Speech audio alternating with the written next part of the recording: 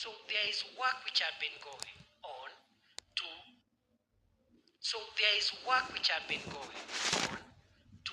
deal with the general economic stability issues. And therefore the work ahead of us is the work now to go to the next level, which is to put more money to the pockets of individual Kenyans. How do we do so? We do so by, first of all, making sure that the majority of the economic sectors where the majority of the people of Kenya derive their daily bread, we transform those sectors to make sure that the returns from what they do to get their daily bread are more than what they are earning at the moment. 80% of the people of Kenya derive their daily bread from agriculture, livestock keeping, fisheries, the blue economy, mining, and other aspects of the real sector. Many Kenyans are either farmers or pastoralists or fishermen, isn't it? Or they are engaged in mining. Majority of the people. We are transforming each of those sectors so that we make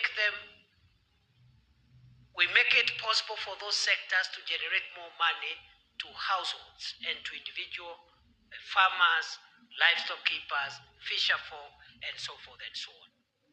But other than that, and that is what concerns the young men and women before me today, is that we are now that the economy has stabilized, the government is investing in putting in place the support infrastructure that will revitalize agriculture, that will revitalize livestock development, that will revitalize all the sectors of the economy that needs to work.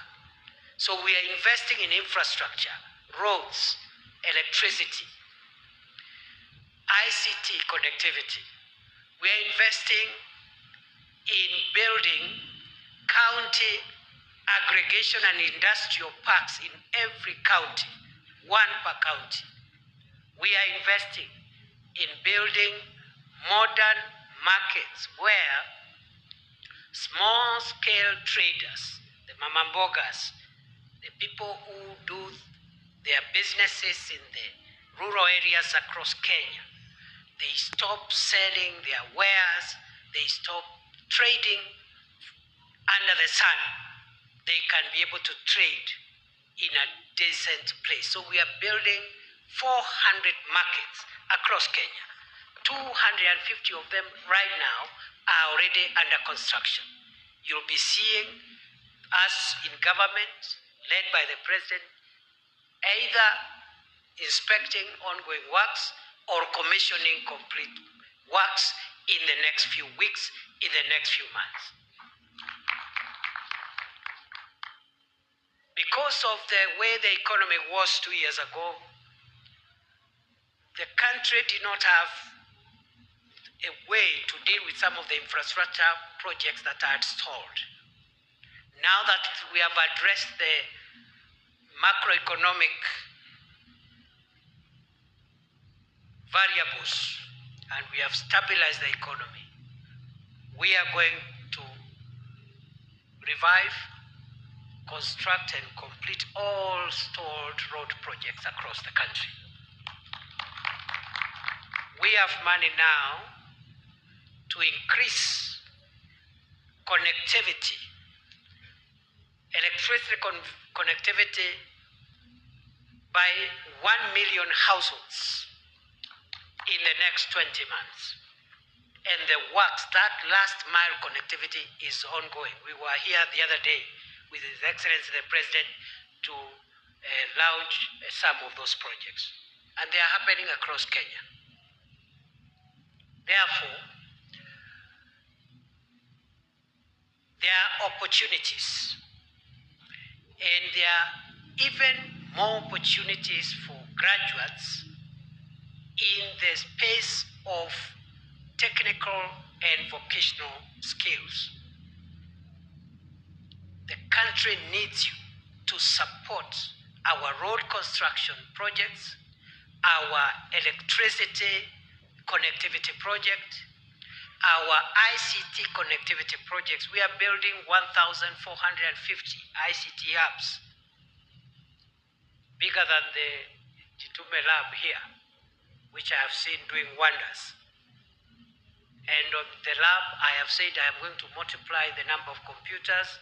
The government will provide another 100 computers so that the students here who wants to do a side hustle for ICT and digital jobs can get more space.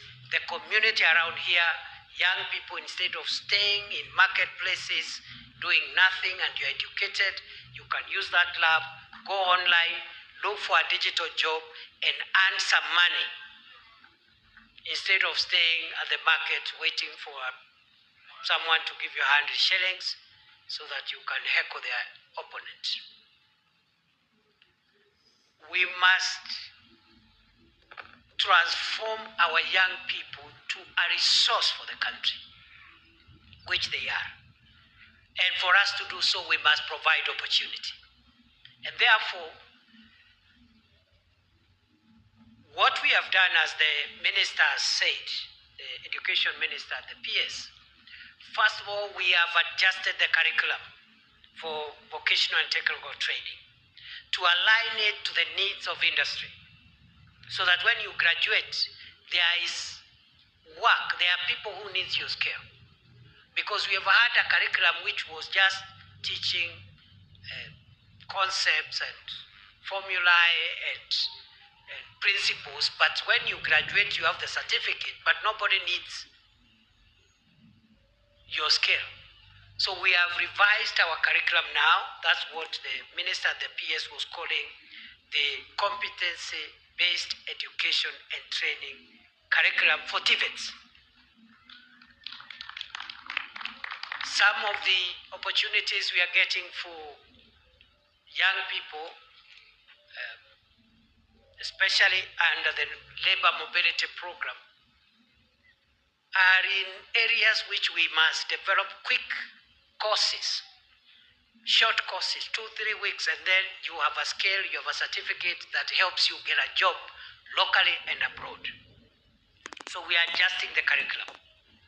But also, we have passed, Cabinet has passed a policy on that allows the recognition of prior learning.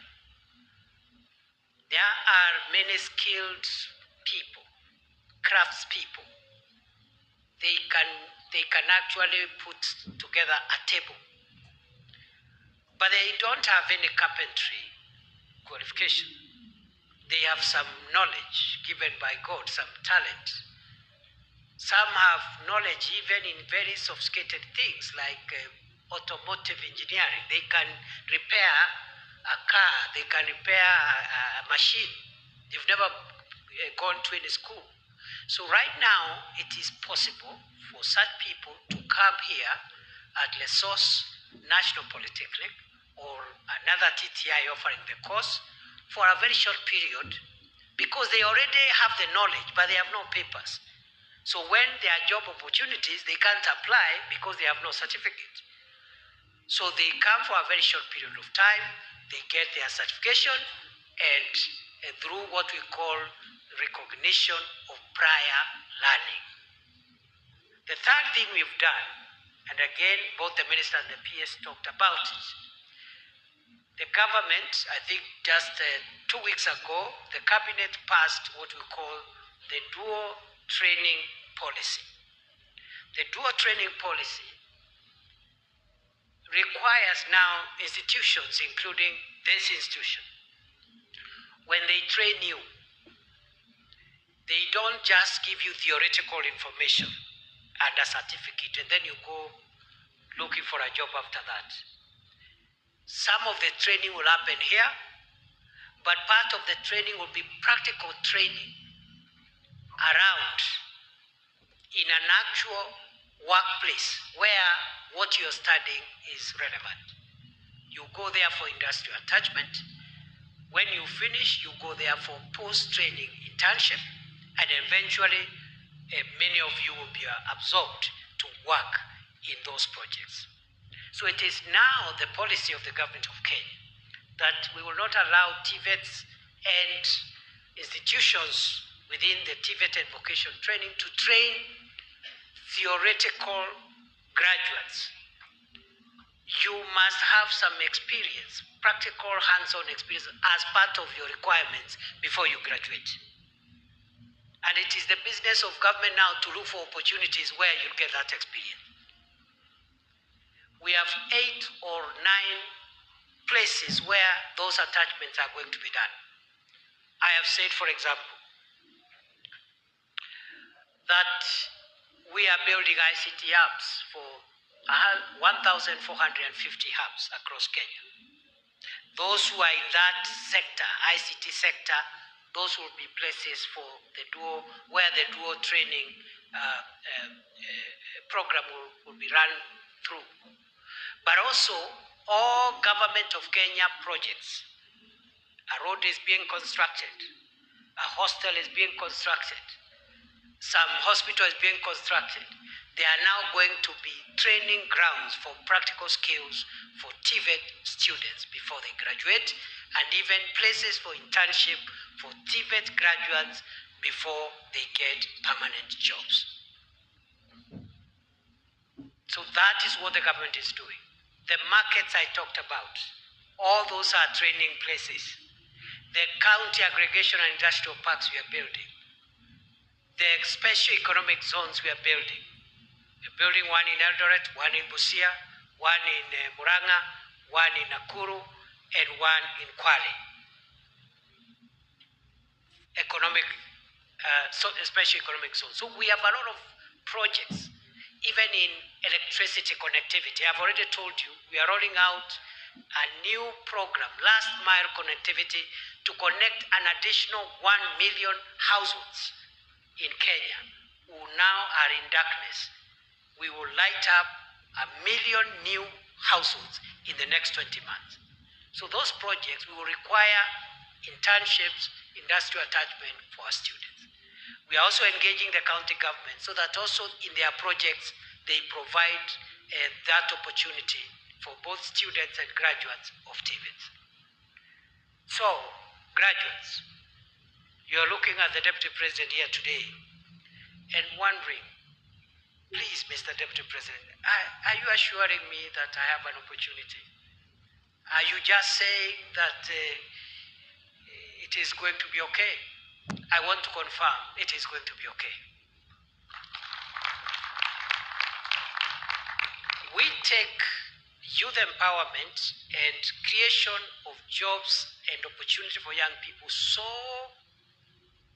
seriously that, as some of the speakers have said, we are creating jobs at home, but we are also creating digital jobs. And thirdly, for those who can't get immediately an opportunity at home or can't get a digital job, we are also out there saying, if you're a young person and you get a job in Dubai, please go and do it. And don't be lied by someone, because there's no difference. If you, for example, are born in Lodwar, okay, or maybe Kisumu. Many people are born in those places, but they work in Nairobi. They have not left where they were born. They are still people from those places, and they go home every 3 months, every 6 months, every year. You can work in Dubai and visit your home every 3 months, every 6 months, every 1 year. In fact, you reach here faster. From Dubai to Nairobi, you are faster in Kenya than someone who works in Mombasa and comes from Kapsabet. And please, we are not sending or exporting the people of Kenya. We are asking them to get a job anywhere. Here, digital, or abroad. So tunasema kazi kwa ground, kazi mtandaoni, kazi majuu. Anywhere. Because when President Ruto was campaigning, his slogan and the slogan of our party was kazi ni kazi. Si namna hiyo? Kazi kwa ground. We have now construction sites across the country. Across the country, we are putting up a housing program, affordable and social housing program. We are rolling out a massive affordable and social housing program. These are places where many of you, again, are going to find attachment, internship, and jobs. That program alone, housing program, forget about all the other programs I've talked about. Depending on how many projects are ongoing, because some of them are now starting to complete, others are starting, we are engaging between 160,000 and 250,000 young people every day in the housing program. And every day they go home with 1,000 shillings minimum. And it will be like that for a year, for 2 years, for 3 years, for 4 years. But you see, someone will tell you what will happen after the housing program, maybe after 4 or 5 years. By that time, we'll have brought new programs. And for a young person, you're better off having a short-term job than no job at all. True or false? Instead of asking our young people to wait until they get a permanent and pensionable job, if there's a job that can help them earn a living daily for a year, for 2 years, please do it as we also look for the long-term job. Ni kweli ama si kweli? Mnakubaliana na mimi? That is the way we transform our country. So we are very clear in our mind. You have heard from this person, the Kenya Maritime Authority CEO. This government has created 5,451 jobs in the maritime industry, seafarers. We want to upscale it to 10,000 every year going forward. The evidence is here. You've heard the KMA CEO saying there are jobs. So you wonder who is this person seated with a phone somewhere in a corner, and most likely they have a job themselves, and they are discouraging Kenyan youth from getting a job. If the job the youth is getting is outside the country, they say, don't go, wait here. And then they have a job. So we are telling our young people, and our Kazi Kwa ground. Kazi Kwa ground, the Kazi Kwa ground program involves hiring young people in the government, public sector. We are still hiring.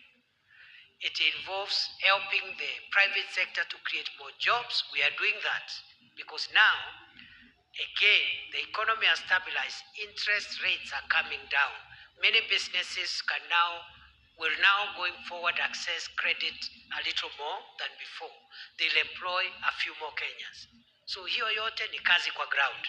Those who are doing the markets I talked about, the ICT hubs, the KIPES, the special economic zone, hiyo yote ni kazi kwa ground. Private sector, public sector. Those in the ICT sector, the digital jobs, hiyo pia ni kazi. Those that get jobs, kazi kwa majuu, pia hiyo ni kazi. You go there, you work, you save, you invest at home. After 5-6 years, if you want to come back, you come back. This is your country. It's as simple as that. And that's why we are not calling it anymore labor migration. We are calling it labor mobility. Labor mobility means you are from Ollessos, you get a job in Eldoret, that is labor mobility, isn't it? Or you get it in Mombasa, labor mobility. You get it in London, labor mobility. Because when you say labor migration, it appears like you sending people away. So that is the program we have for you young people. Our country is great. Our country has potential. We are depending on you to take this country to the next level. The older people, the principals you see here, ourselves you see here, your parents, we are on notice. Our time is very limited. Our productive time is limited. And this country cannot be sustainable if the young people looking at me today have no future. So we are working hard to make sure you have a better future. But my charge to you, when that future comes, that better future, that future tomorrow, be responsible custodians of the country and its assets, so that your children can also have a country to inherit.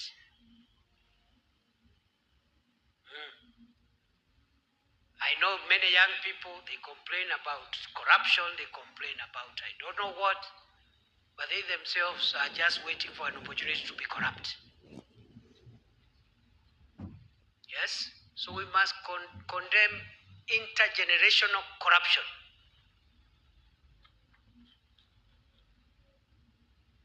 Can I repeat that?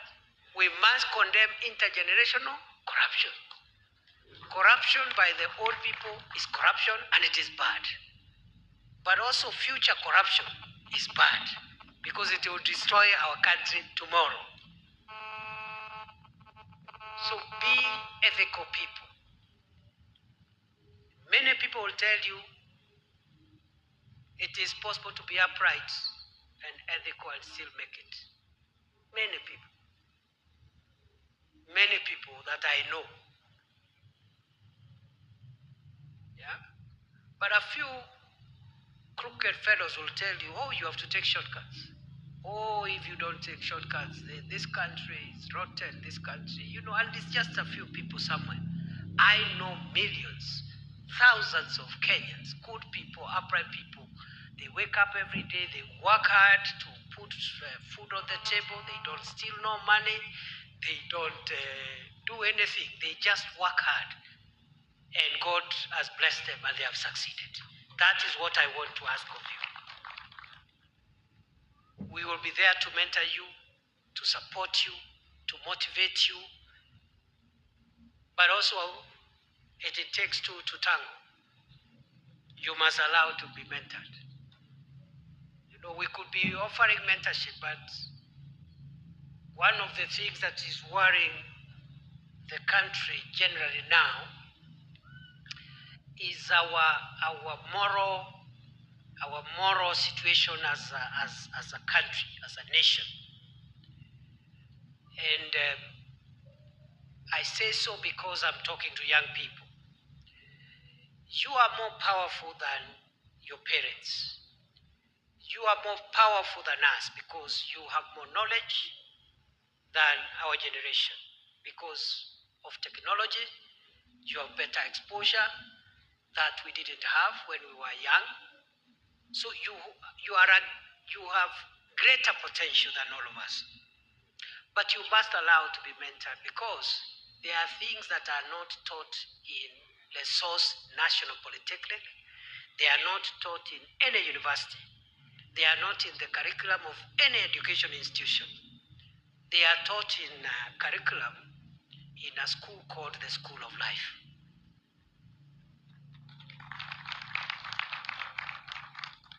That's where mentorship comes in.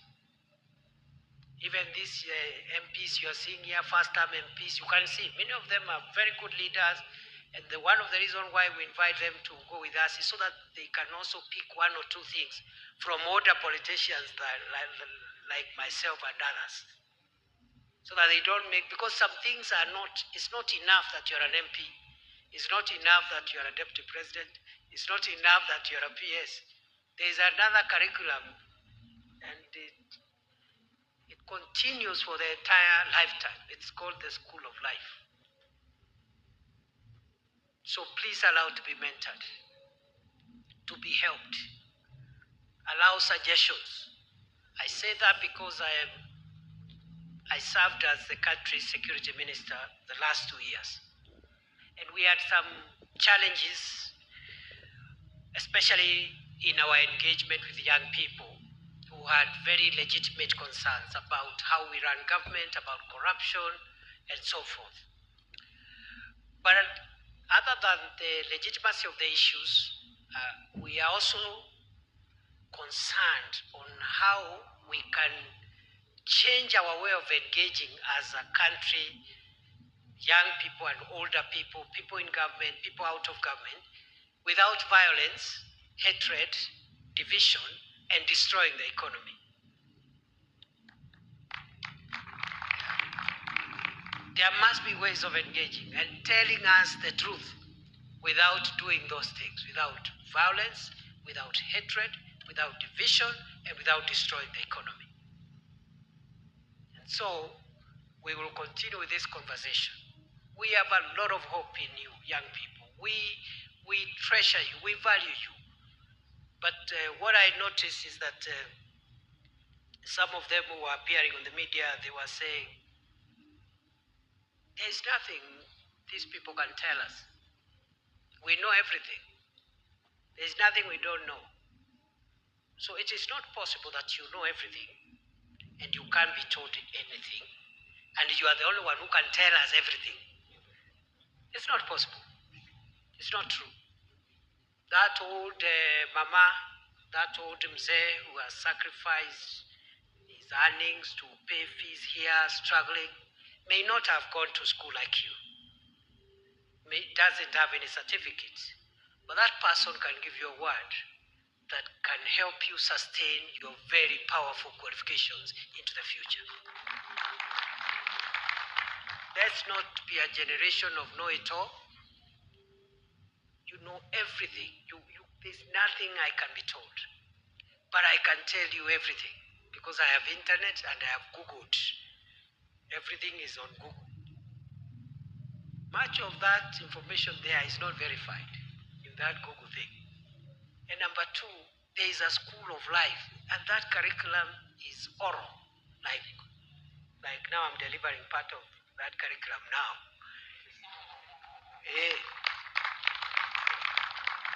Even as Deputy President of Kenya, I have to submit to older people who are not Deputy Presidents, but they are in the generation of my father, and there are things they know that I don't know. Naona young people hawajafurahi sana, but that is the truth. There are few things that you don't know, and we are not saying you are inadequate. You are very adequate. But there are few things that will help you now transact with your assets, the qualifications, and become powerful, influential, and consequential.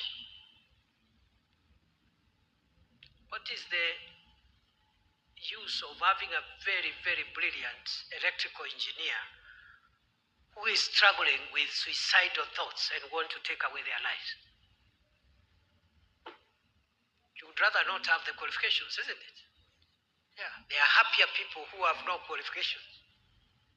So we must look at the software of the nation. That is my message today to the young people listening to me. As we pursue education, qualifications, jobs, wealth, power, influence, let us pursue virtues that makes us human. Honesty, hard work, discipline, humility, and so forth and so forth. And we will be very, very, very impactful now and in the future. I wish you the best. Nawatakia kila la heri. Today I refused to read a speech because I wanted to say what I have said. If I read the speech which I had, I would not have said what I said. I really hope I have helped someone here. I want to hear it from the young people. I hope I have helped you young people. Have I? Are you happy? I wish you all the best. Na pongezi. Pongezi sana. Pongezi. God bless you and prosper you and make you great people. Shine, impact on the world, influence not just your life, the life of people around you. And history will be very kind to you. Asanteni sana, Mungu awabariki.